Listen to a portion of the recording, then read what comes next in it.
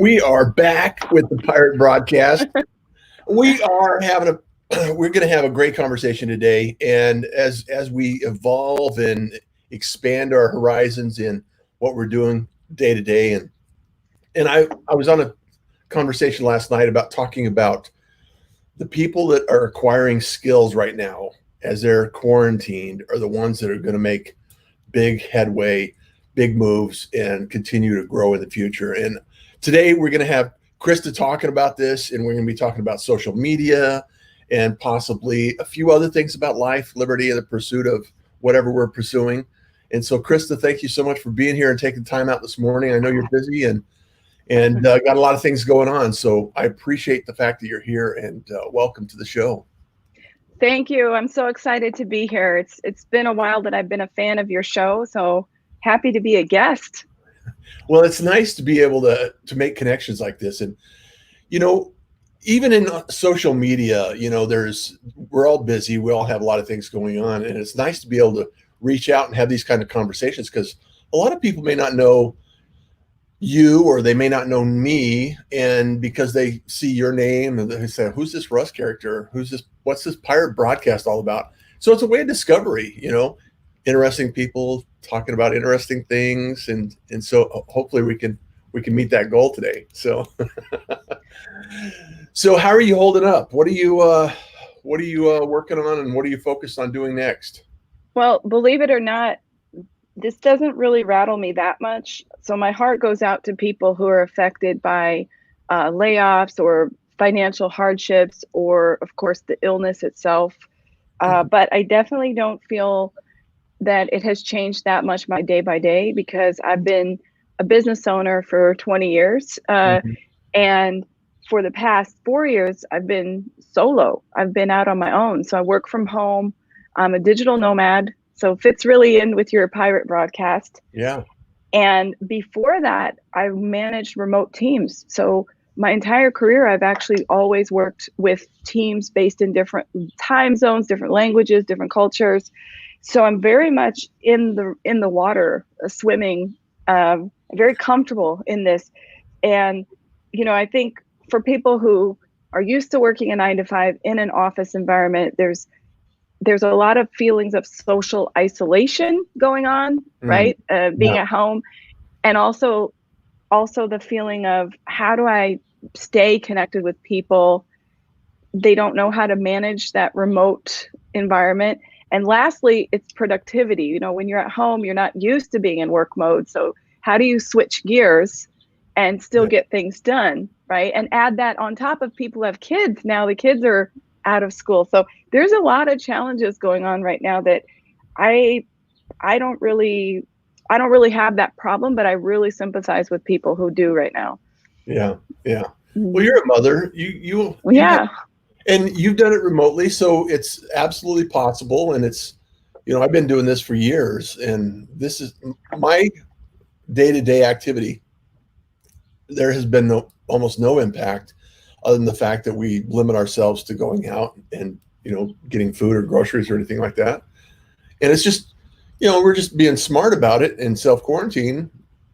And the business side of it, though, is really not changed hardly at all. And I'm as busy now as I have been in the past.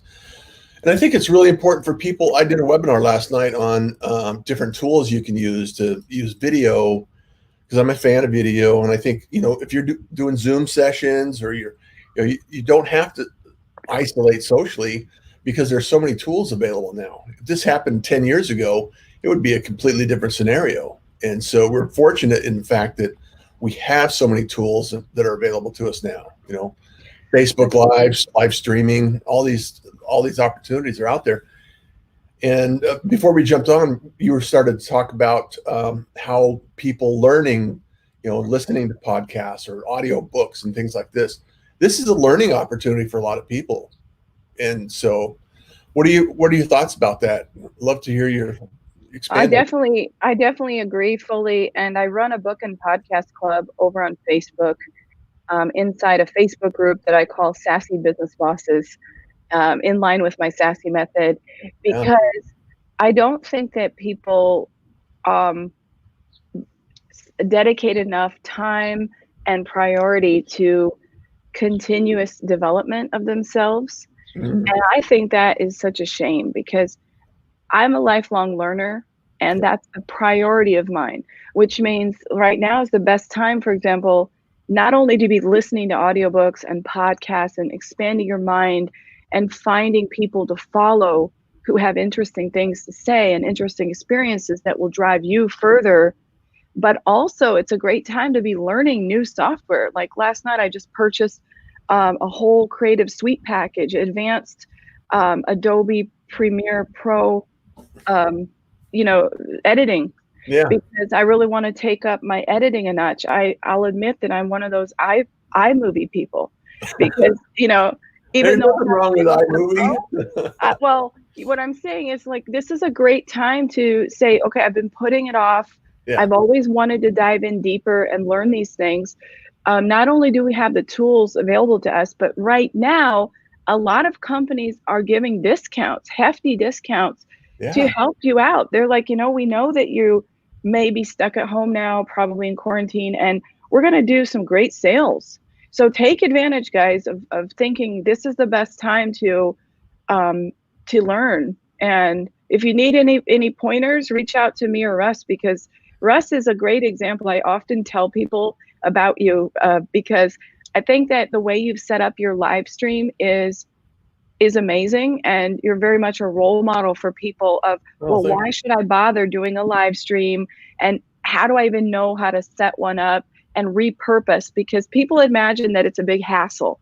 So they imagine that it's just, how does it give value to my business is the first question I get, Mhm. and then how do I actually repurpose or maximize the reach? Yeah. And it's going to take up way too much time and energy. And I say, well, it's true, there is some initial setup, but look at Russ, look how he's able to um, get his show on multiple channels and promote it. And I just think you do an excellent job, so Well, congrats. thank you, Chris. I really appreciate that. That means a lot because I know that I've spent a long time in radio and television and broadcast advertising and things like that, and I wanted to do this years ago, and I continued to bang on it. It's like, what is it really? And sometimes you just have to kind of move the needle back and forth and discover what it is. And I mean, this is really efficient and effective. We're live streaming to Facebook, my Facebook group, Pirate Broadcast. You should go over there and join Pirate Broadcast page, and then my personal profile, and then YouTube and Twitter on Periscope, and then LinkedIn Live. Not everybody has LinkedIn Live. However, you can still upload it and bring it into LinkedIn as a YouTube link as well. I mean, it's not impossible. So it's really, and then being on all those platforms, what it is it increases your visibility, it increases the opportunity for you to be seen, be heard, and be talked about, right? And that's really what it's all about. And it's really, because people can go, and here's Angie on she's on Twitter, Periscope. Angie's here, Gabriel's here, he's from Facebook. Hello, everyone. Good morning, Russ and Krista. Enjoying the social isolation. Some people, this is like a dream come true. Yeah, the most opportune time to self-learn: YouTube, Audible, podcast, video course. There's so much you can do and learn. And then, yeah, he was my role model. Gabriel, I talked about it. Hey, I have to tell you, Krista, we had a first. Gabriel and I jumped on a Instagram Live, both of us together last night. So it's he's on his Pirate Pioneer. We got pirate permission yesterday, so it's like. But these are things that anybody with, if you want to do it, it's not for everyone. It's not for everyone. Social media isn't for everyone. I think every business needs to have a social media presence. I think you went to social media marketing world, and I'd like to talk about that a little bit and see what things are coming out in 2020 or different marketing trends, but I know video is one of the top of the list. Absolutely. So talk a little bit about that and find out, share what you can about what you discovered in social media marketing. Yeah, well, I think that I'd like to leave your audience with one piece of wisdom regarding my take on the whole video, social media. Whatever you're doing, whether it's for yourself or for a bigger company, Mm-hmm. make yourself a channel. So instead of thinking I'm going to be on social media, be a channel. And if you consider I am a channel, every time I go on social media, whatever platform I'm using, I see myself as a channel. Then you'll have a whole different mindset about how you show up. And when you think of yourself as a channel, then you can decide, well, if I'm a channel, how do I want to broadcast? Do I want to do it via long article posts? Maybe I want to be a long form blogger, right? Yeah. There's a lot of thought leaders who have now LinkedIn is giving beta newsletter privileges, which I'm lucky enough to have. I got invited to be part of that initiative. So it's a lot like LinkedIn Live. Mm-hmm. So video is very powerful, but it may not be the only way for you to show up. So if you're a channel, just imagine if there's a little subscribe button next to your head, like what do you want them to subscribe to? Are you going to be, how would you want to show up for your audience? And once you do that, then we can talk more. How important is video, or how to integrate video, or should it even be a live stream? Should it be a podcast? There's so many ways of being a channel, but instead of overthinking it, it's better to go back to basics of seeing yourself that way. I love that. I love that concept. I love that idea, because what that also does is twofold. It allows you to focus on what you want to put out there every day that brings you joy. If you're a writer, you like to write. If you like video, you can produce video. And it also increases your focus, because you don't have to think about what am I going to create today. It's just like I know I want to create something with this platform, this channel today, and put it out there. So that's Absolutely. a brilliant strategy. Well, thanks for bringing that to the table, Krista. That's And awesome. if anything I learned from social media marketing world, again, it's not to be too platform dependent. So obviously at social media marketing world, you'll find an expert in any and every platform, multiple. And so whatever you're feeling like, do you want to do advanced Twitter skills? You'll find a lot of Twitter experts, a lot of LinkedIn experts, Instagram, Facebook. Live streaming is becoming more and more popular, podcasting. So we were lucky because it took place in early March, this big conference with thousands of people. And we were twofold lucky. Is number one, it happened right before we found out the seriousness of this COVID. So we'd already heard that it was around, but our conference was not much affected by it. So people were a little bit cautious about shaking hands and like, oh, there's this virus that may hit the US, but it definitely went through that we were able to have the conference.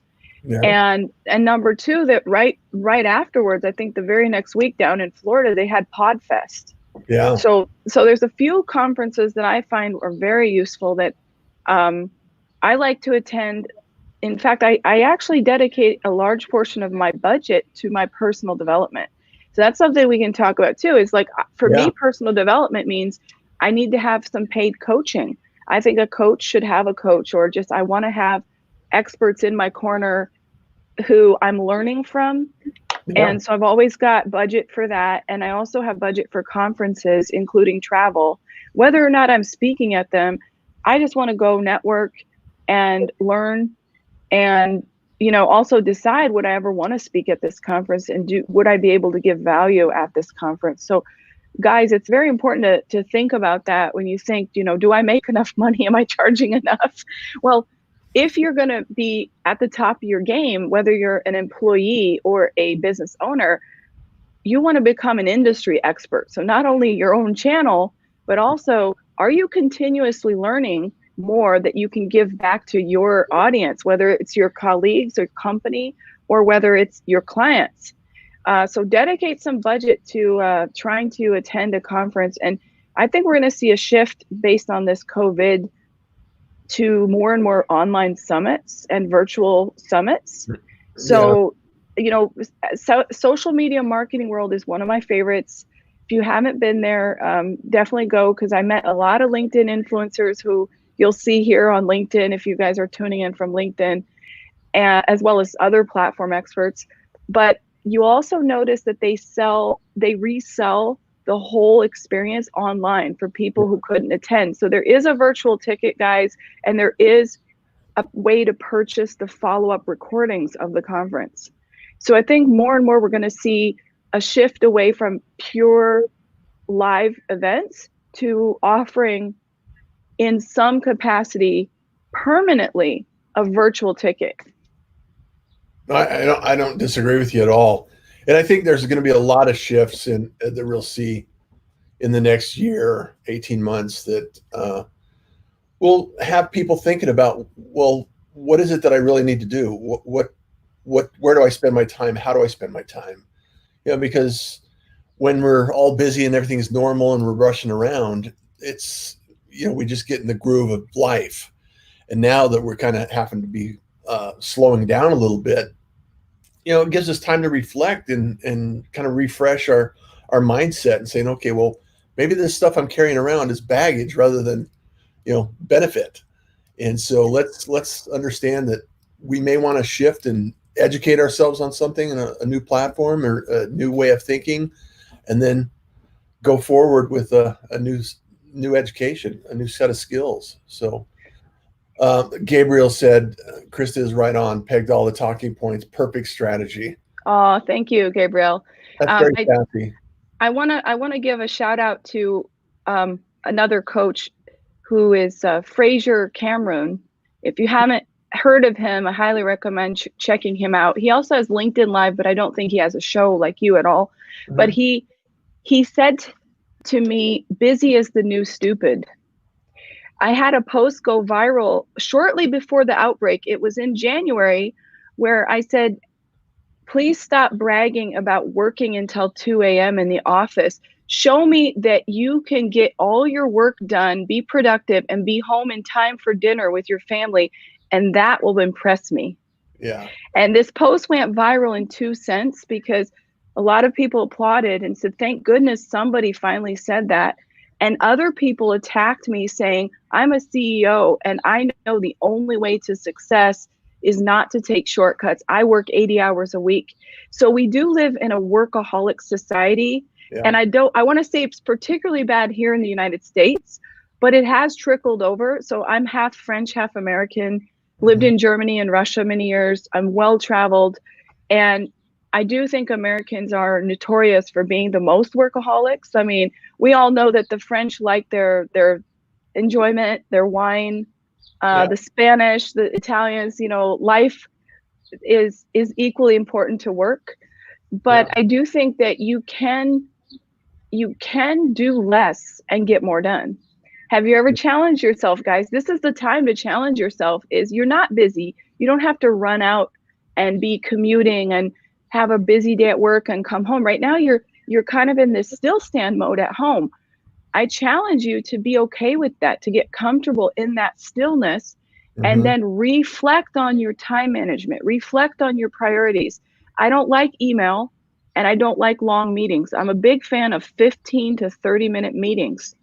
I'd rather have more frequent touch bases with you, just check-in meetings and be like, let's book 15 minutes or 30. What do you think we need? And you'd be surprised that once I reduce the time frame from 60 to 15 minutes, we actually get more done in 15 minutes because we both know that we only have 15 minutes. We get to the point. And it's really about focus. It's really about, hey, there's only a decision that needs to be made on a couple of key points, and then we can move on about our day. You don't really have to, there's not a long discussion that needs to take place. There's not a long, committee, agreements that need to take place. It's really cut and dried in most discussions. And so if you can cut it down and reduce the time that you spend, you just receive that. You just got it back in your life. It's like, take back your time. I mean, busy really is not smart. And the thinking that working longer hours makes you a hero is even dumber. It's not about the time you put in. It's about really what are you accomplishing. And I'm a big fan of having a personal mission statement. So Yeah. very few people do that, but I'm a big fan. So I always like to ask, well, what are your actual goals? And revisit those goals as frequently as you need. Do check-ins with yourself and be like, 6 months ago, I made these goals. I've made progress, but have I shifted? Have I pivoted? The only thing that is certain in life is change, right? Yeah. And people need to get uncomfortable, get comfortable with being uncomfortable. There's a lot of anxiety going around right now, I find, because of the unknown. Like, when will this be over? Will it be over by April? Now there's people saying the schools might be closed through the end of the year. There's a lot of anxiety because people like certainty. They like routine. They like to know what's going to happen. But as business owners, I can tell you that we never know what's going to happen. We only set goals and we drive our progress and we touch base. Is it working? Yeah. But stay agile, guys, because the It's more stuck in your ways, right? Yeah. Constant adjustments along the way. And it's like, be resilient too. Being resilient, I think, is really key, because we don't have control over a lot of things that we would love to control over, and it's just give yourself permission to take a break and breathe it in and say, I made progress. I haven't, nothing worked out exactly how I wanted it to, and it still continues to work out in the direction that I'm headed. It's like this show. I love getting up and doing this show and being able to have conversations like this, and it just kind of sets the tone of my day. And it's like I wake up with gratitude. I have the fact that it's like I get to talk to somebody amazing, and just, you have control over your life. You have control over your day. You have control over your thoughts. You just have to take that initiative and make sure that you're not freaking out about things you don't have control over. So. Or just stop trying to control everything. Not just freaking out, but can we just accept that you may not always have control over your time? You may be on your way to an important meeting and your car breaks down. Yeah. And you have kids. Kids are the best way to test your patience and your resilience, especially now if you're at home with them and they're all out. So really what we need to do is we need to not only stop freaking out, but just accept that there's a lot of things I can't control, but the one thing I can always control is my mindset, my attitude. Sometimes we just have to break down and laugh. So whenever I get stressed out, I kind of do my laugh therapy. And I want to shout out to Miss Sushi. Miss Sushi, if you don't know her, Suchi, she actually is a laugh therapist from Singapore. Oh, she's beautiful. She's beautiful. So everyone, if you get stressed, we need Miss Suchi right now, because it's the time that sometimes you just have to laugh. Yeah, and it's not a bad thing. It's not a bad thing. So what, as far as business and branding goes right now, I know it's kind of a touchy subject, I'll say, to be, because we're all in this same thing together, and there's many of us that, there are a lot of businesses that are reducing, some businesses are actually closed. So branding and media and advertising is going to take a different tone. And I just kind of wanted to get your thoughts on what you feel is important or what you feel is appropriate for this type of environment from your perspective.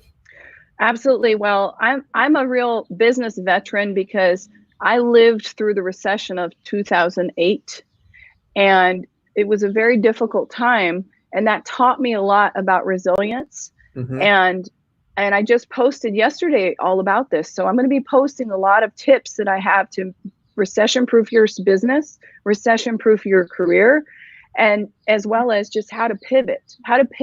So what we're facing right now is a pivot. In the beginning of March, all kinds of companies had big promotions, big campaigns, big events planned. March is a very popular launch month. So everyone was getting ready to launch these programs. Some of them were able to, March 1st. I saw some successful launches, but a lot of them got stuck because suddenly this whole quarantine ruined our plans.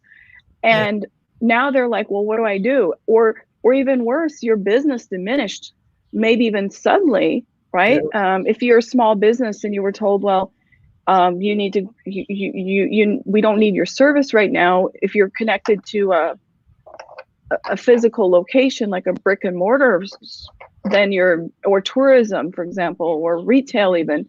So what we have to do right now is, number one, a lot of people know they canceled their launch. That was number one. You can't continue marketing to people as if nothing has happened. And we will forgive you if some emails went out that shouldn't have gone out, and then you realized, but here's what you have to do is, as soon as possible, you have to send out a special email to your audience, letting them know that you're still in business right now and that you're there to support them during this time, whatever their needs may be. That's number one. And number two, go gentle on people, because what I've seen is there's kind of two schools. There's the school of, well, you paid for something and I don't care if you lost your job, I'm not going to acknowledge that. And then there's the others who say, look, we're all in this together. If you need to cancel, put your membership on hold right now. I will give you a grace period to do so. And here's the conditions. But if you decide to stick with me, here's how I'm modifying things to help you even more during these hard times. Can we repeat that? Because that is like so important, Russ, that people understand it's not black and white. You have to be malleable. You have to be, in this time, you have to show up for people, because believe me, one thing, 3 months from now, let's imagine this is all in the US, we got it under control, we're back, and people will not forget how you treated them right now. Yeah, absolutely. So don't worry about your bottom line. Don't worry about losing. Some people are in panic mode and they're like, they don't want to honor that. And I'm like, no, please show up for your people now. Don't worry about the money as much, because it's twice more expensive to you to acquire a customer than to keep one. So instead of focusing on, I need more sales, how about showing up first for your existing clients? Write them an email, set up a Facebook Live and say, I want to talk about the situation. I want to reassure you what I am doing during these times. If I'm still open, if I've reduced my service, I'm giving refunds, if I've canceled, if I've moved something, just give them a clear update and then give them an exit plan if they choose to. And they will stick with you because you did this. And if they have to leave for a little while, they will return when they need Exactly. They'll remember this. And they will also tell others about how they were treated during a challenging time in their business, right? Absolutely. So that's absolutely.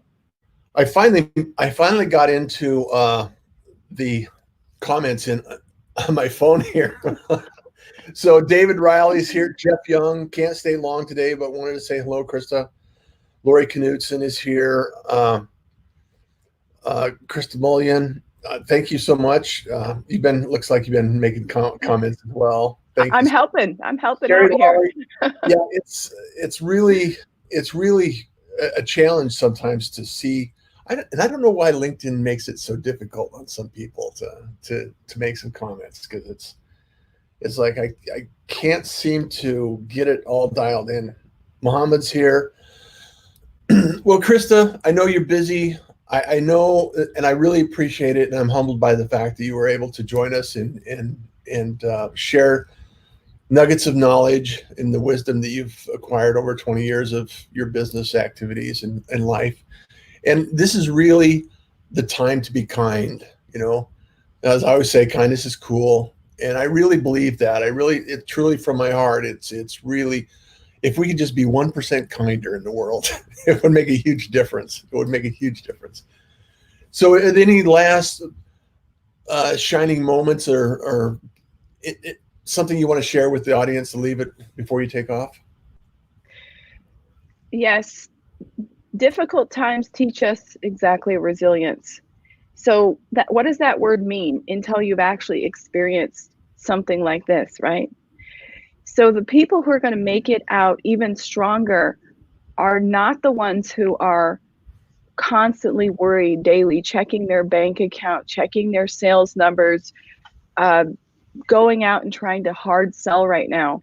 That's going to be a big turnoff. The people who will make it out stronger are the ones who embrace this difficult time, take a deep breath, use it to kind of step back and use it as a creative retreat.